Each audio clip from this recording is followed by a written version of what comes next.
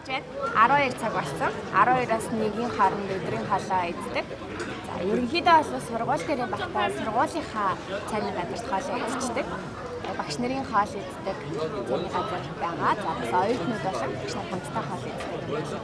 Харин би одоо оюутнуудынхаа хоол иддэг газар орж ирсэн байна. За өнөөдрийн хоол бол иймэрхүү дугуур гарсан байна. Өдөр алган маш гоё амттай, порцтой, гоё хоолнууд гардаг. Тэгээд өвөл байгаа хичээлхөө ерөнхийдөө сургуулийнхаа хоолны газарт хоол идэх дуртай. Цаг хэмнээд бас яг дөнгөж орж ирэл талаанаа аваад хоол аваад идчихдэг болохоор хоол газар явж идэх шаардлага байхгүй. Сургууль дээр байгаа өдрүүдэд ерөнхийдөө сургуулийнхаа хоолны газар яваад хоол идчихдэг. За Баш хүсчихэд ер нь 9-12 хүртэл цаг амар хурдан өнгөрдөг маш завгүй байдаг болохоор айгу хурдан өнгөрчдөг. Тэгээд 12 цагаас гоё хоолоо идээд ирч хүчтэй өргөжлүүлээд ажиллаа хийн. За ингээ бүгдээрээ хоол идсэний дараа уулзцгаая. Би Оста орж ирсэн байна. Би их сургуультай сурахын зэрэгцээ бас их сургуулийнхаа сургалтын албанд туслах багшаар ажилладаг. Тэгэхээр яг одоо ажиллаад харчаад энэхүү хичээлийг бас хийгээд байж байна. Тэгэхээр ерөнхийдөө хичээлээ хажуугаар оффистай ажиллаад бас хичээлээ хийгээд байждаг. Тэгэхээр 2017 оны 2 дугаар улирал. Тэгээ одоогоос 1 жил гарны өмнөөс яг сургуулийнхаа оффист ажиллаж эхэлсэн. Тэгээд яг 2 дугаар семестрээсээ гэж ойлгож байна. Эхний семестртээ ирээд хичээлээ хийгээд ингээ манай тэнхимийн эрхлэгч 2 дугаар семестрээс надад энэхүү оффист ажиллах тийм ээ энэ сургуулийн бас нэгний ажилтан байх боломжийг надад олгосон. Тэгээд надаас асуугаад уука ингээд манай сургуульд туслах багш хэрэгтэй байна. Чи гадаад хүн ч гэсэндээ ингээд ярилцлаганд ороод үзэхөө гэж надад санал тавьсан. За тэгээд сонсоод бүр итгэхгүй айгүй хайжсэн. Би яг хийж чадах болоо тийм ээ. Би ч ингээд гадаад хүн шигтэй Солонгост ирээд жилч болоогүй дөнгөж 3 сар болсон гэл айгүйх бодлоод эргэлдэжсэн.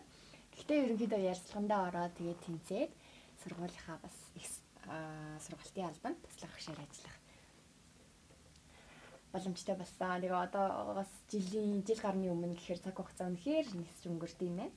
Тэгээ одоо дараагийн семестр миний их сургуулийн хамгийн сүүлийн семестр 4-р семестр. Тэгэхээр маш их зүйлийг сурч авсан байна. Жишээлбэл Солонгост ингээд оффис тийм ээ мундаг багш нартай гадаад дотоодод олон жил багшилсан, суралцаж ирсэн ийм агуу хүмүүстэй хамт ажиллаад ингээд тэр хүмүүсээс маш их зүйлийг сурч авсан гэж би бодож байна. Тэгээд яг ингээд өөртөө бас ярилцаад үзлээ л дээ. Яг энд ингээд оффист ажиллаад тийм ээ Солонгосын их сургуулиас юуг сурваа, багш нараас юуг сурваа, ажлаас юуг сурах гэж бодоод үзсэн чинь ерөнхийдөө ажлын хариуцлага гэдэг зүйлийг үнэхээр ясмаханда ингээд тултал авсан. Яа тэгэхээр мэдээж их сургуулийнхаа оюутнуудыг хариуцсан ингээд туслах багш гэхээр их сургуулийн нийлсэл, за мөн төгсөх шалгалтууд, дипломын ажил ингээд бүх цаг хугацаа ингээд мэдээллүүдийг түгээх үүрэгтэй байдаг. Тэгэхээр хэрвээ би ямар нэгэн зүйлийг мартах юм уу, эсвэл орхигдуулах юм бол тэр оюутан төгсөж чадахгүй байдалд орно. Эсвэл шалгалтаа өгч чадахгүй байдалд орно, тийм ээ. Тэгэхээр энд бол маш хариуцлагатай хандах ёстой гэдгийг бас ойлгосон. За хоёрдугаар маш сайн ойлгож авсан зүйл бол хүндлэл. Солонгосчууд үнэхээр өөрөөсөө дээд албан тушаалны хүнийг бол маш сайн хүндэлдэг. Сайн байна уу? За ойлголоо тийм ээ. Тэр хүний өмнө бүхийж ингэж бүх хүндлэлийг тэр хүнд бүтэн ингэж мэдрүүлдэг надад маш их таалагдсан. Тэгээд хүндлэл гэдэг зүйлийг бас суралцаж авсан. За дараагийн зүйл гэх юм бол цаг барих. Хамгийн эхний 7 хоногтойхоо ажилдаа ирэхдээ 3 минут гацарсан. Тэгээд хамт ажилдаг багштай загнуулаад. Тэгээд гэртээ ирснийхаа дараа өөртөө амлалт өгсөн дахиад гоцрохгүй тийм ээ. Ингэж хариуцлага алдаж болохгүй юм. Тэгэхээр цаг бол цаг. Солонгос хүмүүс маш сайн цаг барьдаг. Хэдхэн минутын өмнө гэрээсээ гарахад тийм ээ.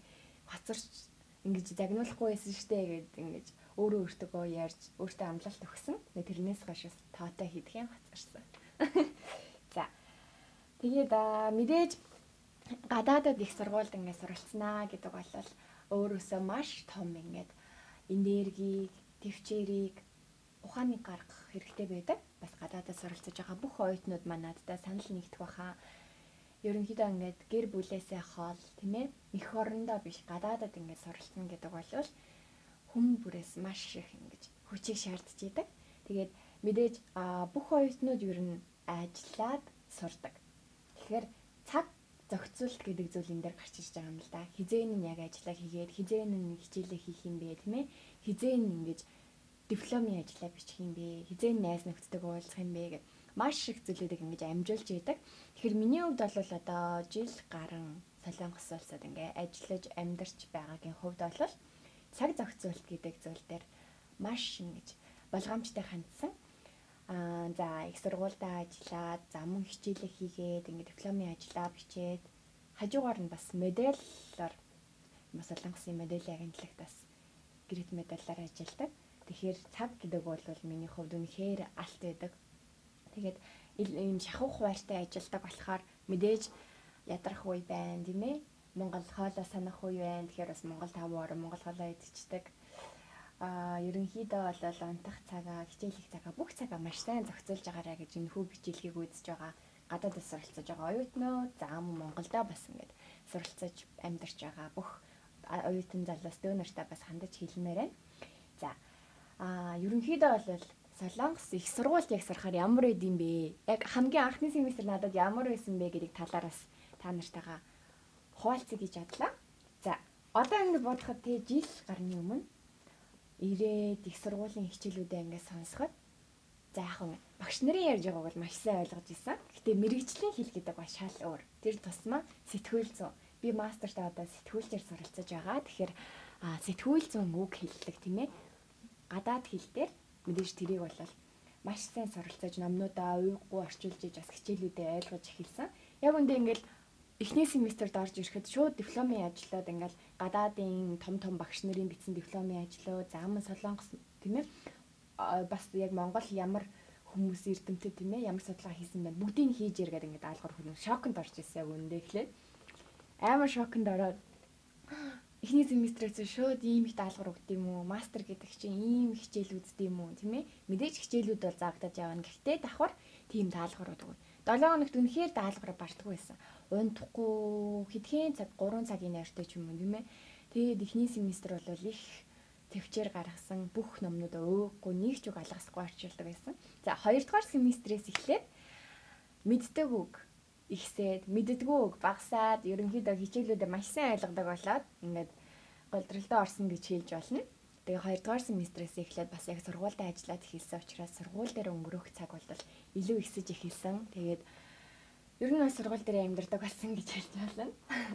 За харин одоо бол яг өнөөдөр чинь өвлийн семестр ингээд хичээлээд явж байгаа. Сургуультай ажиллаж байгаа болохоор өвлийн семестрээр ч гэсэндээ би ингээд сургууль дээрээ бас байгаа. Тэгээд дараагийн семестр бол түрүүн хэлсэнчлэн миний сүүлийн семестр учраас маш их хичээнгүлэн дипломын ажлаа бичих хэвээр. За мөн бас сүүлийн семестрийн тийм ээ туслах багшийн ажлаа бас хариуцлагатай сайн хийгээд хаах хэрэгтэй.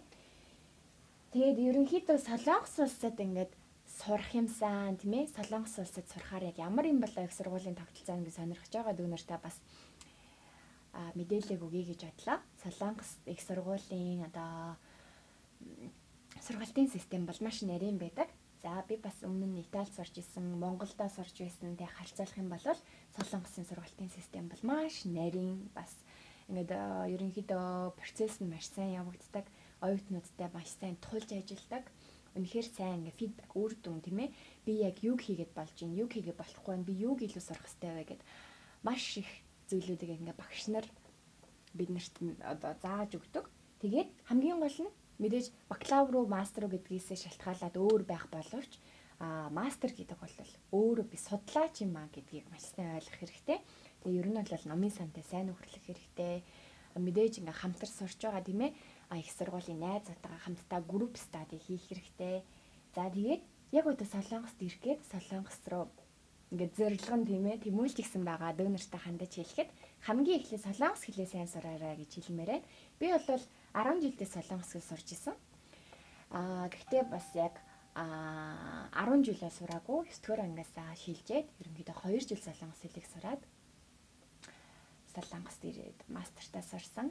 За тэгэхээр яг надад хамгийн ихэнд тулгарч ирсэн бэрхшээл юу вэ гэхээр мэдээж мэрэгжлийн үг хэллэг тэр болгоныг мэдэхгүй учраас дүү нартай зөвлөж хэлээд эхлээд энэ дэр хийсэн өмнө тийм ээ топикийн шалгалтаа өгөөд тэрний дараа өөрийнхөө сонгосон мэрэгжлийн дагуу бас баг ч ихсэн үгийн лист гаргаад тэрийг цээжлээд судалгаа хийгээд ирээрэй гэж зөвлөмөрөө. Тэгэх юм бол эхний семестр заавал ингэж нойргүй хонох ч юм уу тийм бэрхшээлүүд тулгарх нь бас бага байх гэж бодож байна. За мэдээж Солонгос сурангаа аялах бол хамгийн супер гэж хэлмээрээ. Би одоо бас жилийн сурч амьдрангаа маш их аяллуудыг хийгээд ирсэн. Тэгэхээр мэдээж гадаадас сурч байгаа бол аяллыг орхигдуулж болохгүй. Хэдий хичээл ихтэй, ажил ихтэй заавгүй тийм ээ. Маш их хийх зүйлүүд байгаа ч гэлээ. Аялал бол дурсамжийг бүтээдэг. Тэгэхээр бүх одоо цаг хугацаагаа зохицуулаад бас давхар аялаарэ гэж хэлмээрэн. Солонгост л мэдээж аялах газрууд маш их. Тэгэхээр одоогоор ч гэсэн надад очихыг хүсэж байгаа маш олон газрууд байгаа. Тэгээд тэр болгондоо бас төгсөх өмнө бас очиж үзэх юмсан гэдээ ерөнхийдөө төлөвлөсөн байгаа. За тэгээд Солонгост сурч байгаа оюутны хувьд ийм зүйлүүдийг бас та нартай хуваалцлаа.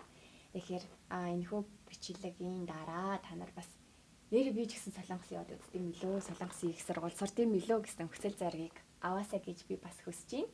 Тэгээд бүгдэнд нь амжилт хүсье.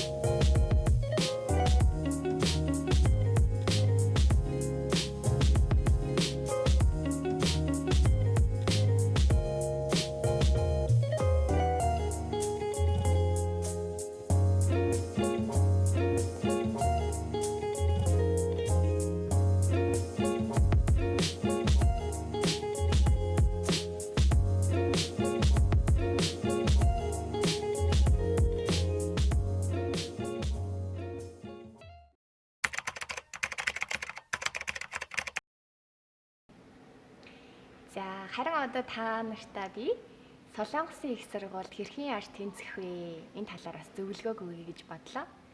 За ерөнхийдөө бакалавр, мастер ялгаагүй хамгийн эхлээд материалаа маш сайн бэлдэх хэрэгтэй. Ямар материалууд байдаг вэ гэхээр за цагийн сүгээс буюу өөрийнхөө танилцуулгыг маш сайн бичих хэрэгтэй.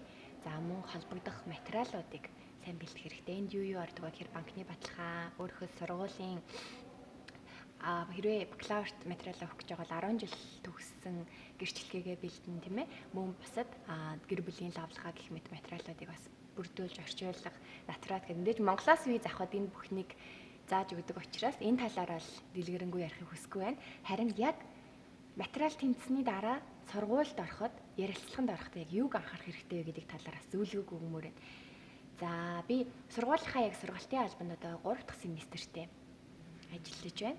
Тэгэхээр ер нь бол олон улсын маш олон оюутнууд анкета явуулдаг. За материал нь тэнцсэн хэрнээ ярилцлаган дээр ирээ бүдэрдэг. Яагаад вэ гэхээр хамгийн ихний шалтгаан бол мэдээж солонгос хэлний төвшин тэнцэхгүй. Эсвэл англи хэлний төвшин тэнцэхгүй. Шаардлага хангахгүй байна гэсэн шалтгааны улмаас хэдийгээр бакалаврын дүн маш сайн, бакалавртаа өөрийнхөө хэлээр маш сайн сурсан боловч хэлний дутагдлаас болоод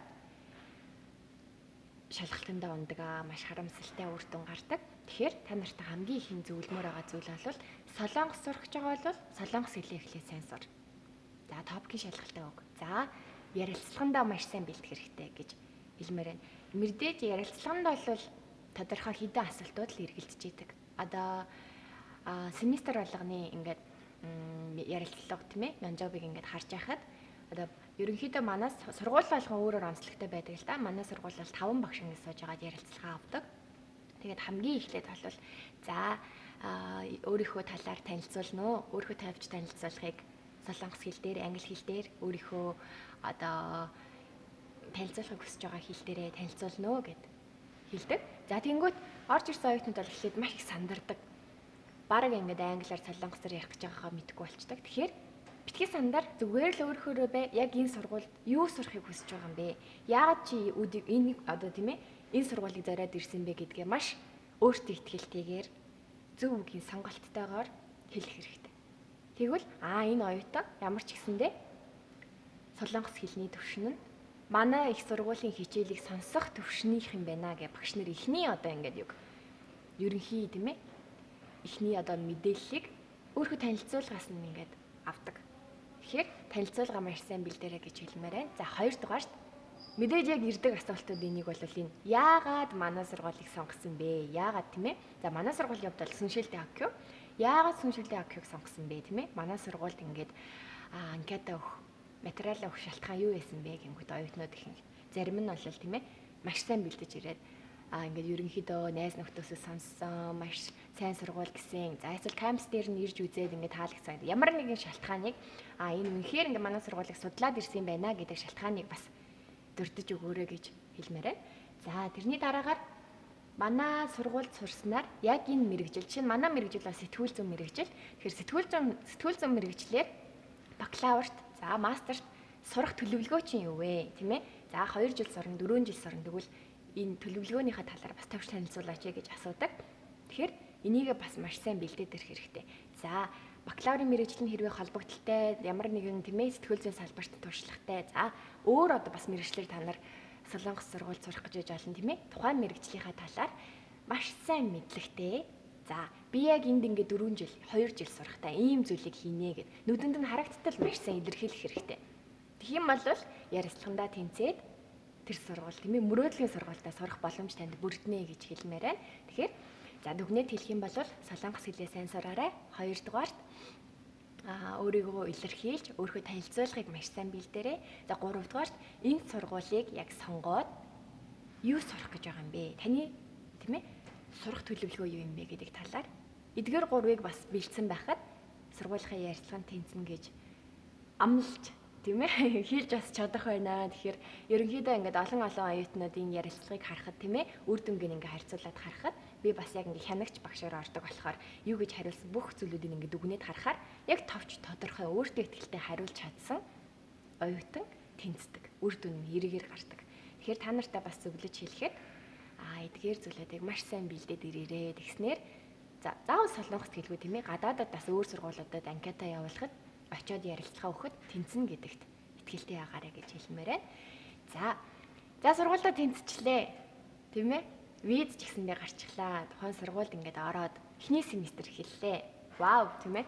Гадаадад ирлээ. Ингээд сургуульдаа явлаа. Олон найз нөхдөдтэй боллоо. Бүх зүйл шин айгуу гоё юм. Тэр үед яг юуг анхаарах хэрэгтэй вэ гэдэг талаараас товчхон дүртий. Яг ярилцлаганд орохдоо төлөвлөж байж ингээд тийм ээ төлөвлөж хийснээрээ байгаарэ гэж хэлмээр байна. Эхний семестрт ингэж хичээлээ хийн гэж юун дээр бичдэг шүү дээ сургалтын төлөвлөгөөн дээр. Тэгэхээр яг тэр төлөвлөгөөнийхөө дагуу ингээд тууштай, зоригтой ингэж явж чадах юм бол сургуулийн амжилттай төгсөөд эх орондоо очиод бас зорилгоо биелүүлнэ гэж бас бодож байна. Тэгэхээр дурдсанчлан ингээд бүх степүүдийг алхмуудыг ингээд яг зөв дараалтаа хийж чадах юм бол та ч ихсэн амжилттай бас гадаадаас сурч чадна шүү гэж хэлье. За ингээд үргэлжлүүлээд бичлэгээ үзээрэй. Бас танд багч гэсэндээ миний ярьсан тийм ээ энэхүү бас зөвлөгөөнүүд бас хүрч чадсан байхаа гэж бодож байна. Яг ингээд Солонгосын их сургуульд ажиллаад яг дотор нь ороод тийм ээ яг ярилцлага яаж явагддсан бэ? Ямар процессор багш нар нь ингэж дүгндэм бэ гэдгийг бас багч гэсэндээ мэдэрснээ та нартай хуваалцлаа. Ингээд дараагийн бичлэгээр уулзтлаа. Bye bye.